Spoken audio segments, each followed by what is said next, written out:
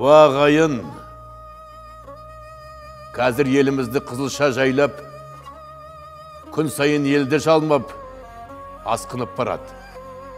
Бұл менің арысқылы рөлім, Ыбырай Алтынсарин атамызға, бабамызға арналған спектакльден. Бұндай індеттер әр заманда да болған. Сол Ыбырай атамның заманда қызылша деген індет елді жайлаған.